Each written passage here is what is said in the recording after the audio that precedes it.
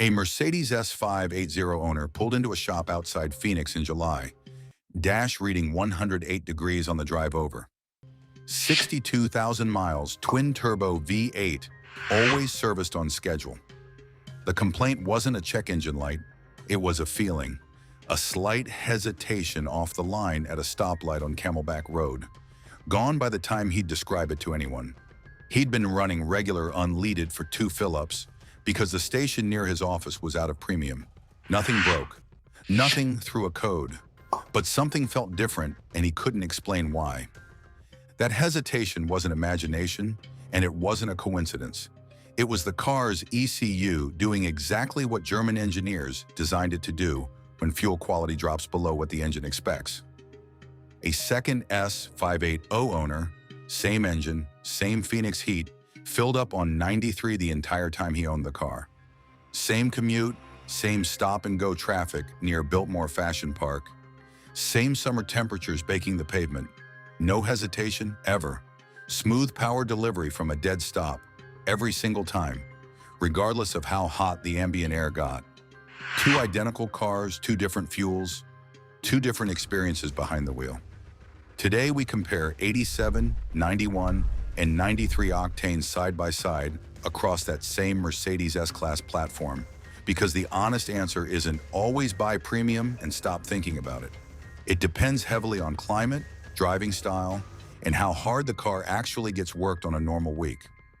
Mercedes-Benz publishes 2 numbers for these engines in the owner's manual, and most people only ever read the first one. The manual lists premium unleaded, typically 91 AKI or higher, depending on region, as the recommended fuel for full-rated performance and efficiency. Buried a line or 2 below that, in smaller print most owners skim past, it also states the engine can operate on fuel as low as 87 AKI with a clear note about reduced performance and potential fuel economy loss. That second line isn't a footnote added for legal cover. It's an engineering disclosure, printed on purpose. Mercedes telling owners plainly that the car will survive on regular, run, start, and get them where they're going. But it will not perform the way the engineers actually tuned it to perform. Here's the mechanism behind that disclosure, in plain terms. These twin-turbo V8 and inline-6 engines run relatively high compression alongside aggressive, factory-programmed ignition timing to pull real power and efficiency out of a smaller displacement block than older Mercedes engines used. Higher octane fuel resists premature, uncontrolled combustion, what's commonly called knock or pinging, under that cylinder pressure. When the ECU's NOx sensors detect the earliest signs of that condition, they pull ignition timing back automatically, in real time, to protect pistons and rod bearings from damage. That's not a flaw in the design.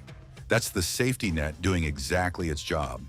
But every degree of timing pulled back means less complete combustion, less torque reaching the wheels, and a duller, less confident signal getting sent to the transmission to work with. Think of it like a sprinter running a race in a weighted vest. The sprinter still finishes. Nobody collapses at the finish line, but every single stride costs more effort than it should, and that extra cost shows up exactly when it matters most. Accelerating from a stop, merging under pressure, climbing a grade in the heat. Here's the part that tends to surprise most owners, and it's worth saying plainly instead of dancing around it. Under light, everyday driving conditions, a flat commute, mild weather in the 60s or 70s, gentle throttle inputs, no real hills. The gap between 87 and 91 octane in these engines is smaller than most people assume. Cruising at steady highway speeds, running errands on a cool morning, easing away from stop signs in moderate temperatures, the ECU's timing adjustments largely compensate behind the scenes. Most drivers in that exact scenario genuinely would not notice a difference in a blind test, and independent testing on similar turbocharged German engines backs that up. That's the inconvenient truth premium fuel marketing tends to conveniently leave out of the conversation. Where it breaks down is heat, load, and sustained demand. Exactly the combination that first Phoenix owner was driving through every single day. High ambient temperatures already push intake air temperatures up before fuel even enters the equation, which makes the engine more knock-prone from the start. Layer on hard acceleration, a merge onto the 101 with someone tailgating, or stop-and-go traffic that keeps demanding fresh torque from a dead stop over and over, and the ECU has to pull timing more aggressively and more frequently when it's only got 87 octane to work with. That's the hesitation that first owner felt on Camelback Road. Not a malfunction, not a sign of an aging engine. A car quietly protecting its own internals by giving up performance, again and again, every single time conditions got demanding enough to ask for it. A third S-Class owner, this one driving an S500 with the inline-6 turbo and about 40,000 miles on the clock, switched over to 91 after a service advisor mentioned a technical bulletin touching on carbon buildup and timing behavior on that engine family. He wasn't expecting much out of the switch, figured it was a minor, maybe placebo upgrade at best, and said as much before he tried it. Within 2 tanks, he noticed throttle response had tightened up noticeably on his daily commute through downtown traffic, the kind with a dozen lights in 2 miles. Merging onto the freeway on-ramp near his office felt more immediate, less like the car was pausing to think about the request first. Shifts from the 9-speed transmission came slightly crisper too, since the transmission's control unit takes its cues from how quickly the engine actually builds torque in the first place, not just from throttle position alone. That's the real story with the mid-tier option, and it's the one that actually matters for most owners of this car. This is the point where the engine stops compensating behind the scenes and starts performing the way it was actually engineered and tuned to perform from the factory. The extra octane headroom means the ECU rarely needs to intervene, even under moderate stress like a hot afternoon commute or an aggressive on-ramp.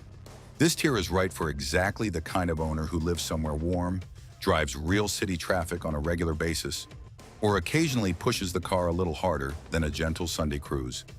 Not track days, nothing extreme, just normal spirited driving, warm climate errands, the occasional hard merge. Realistically, that description covers a large share of S-Class owners on the road today, not some narrow enthusiast slice. Top-tier 93 octane is not for everyone, and for a meaningful number of owners, it's genuinely more than the car needs. If the car spends most of its life on flat, cool climate highway commutes with light throttle, the jump from 91 to 93 is close to unnoticeable behind the wheel, and the money spent on it is mostly wasted. But for the specific profile that actually benefits, that extra octane margin earns its keep. Extreme sustained heat like that Phoenix example, high altitude driving where the air is already thinner and the engine runs hotter, or an owner who regularly pushes the car hard on mountain roads. That's where the added headroom gives the ECU real breathing room before it ever has to start pulling timing. The first Phoenix owner, once he switched to 93 permanently after that shop visit, reported the hesitation never came back. Not even on the worst 115-degree afternoons in August with the air conditioning maxed out. The cost math is worth walking through honestly instead of hand-waving it. Regular unleaded typically runs 40 to 60 cents cheaper per gallon than premium across most US markets. On a 20-gallon tank, filled weekly, that's an $8 to $12 difference per fill-up, adding up to roughly $400 to $600 a year in fuel costs alone. The jump from 91 up to 93 is usually a smaller gap, often just a dime or two more per gallon, adding maybe another $100 to $150 annually. For a car in this price bracket, none of those numbers are large in isolation. That premium pays for itself in drivability and long-term engine happiness for owners who genuinely drive hard, hot, or heavy on a regular basis. It does not pay for itself for someone doing gentle, flat highway miles in a mild climate, where the real-world difference is nearly invisible day to day. Tier 1, 87 octane, technically supported by the owner's manual and perfectly fine in a genuine pinch or for a single short-term fill-up, but not something to rely on as a regular habit in this engine, best treated as an emergency option when premium truly isn't available nearby. Not a long-term fuel strategy. Tier 2, 91 octane, the realistic sweet spot for most S-Class owners on the road today. Covers city driving, warm to hot climates, moderate stop-and-go traffic, and everyday spirited driving without paying the full price tag that top-tier fuel commands. Tier 3, 93 octane. Best reserved for extreme heat, high altitude, towing, or owners who regularly push the car hard on demanding roads. Genuinely overkill for a mellow highway commuter in a mild climate, but real felt protection for the right use case. The car doesn't know what fuel is supposed to cost at the pump, and it doesn't care one bit about brand loyalty at the station. It only knows whether it got enough octane to do the job being asked of it on that particular day, in that particular heat, under that particular load. Subscribe for more of these side-by-side breakdowns on real Mercedes ownership questions, and for the fluid side of this same conversation, the video on 0W30, 5W30, and 5W40 in Mercedes engines covers which viscosity actually belongs in these cars, and why that decision matters just as much as the fuel does.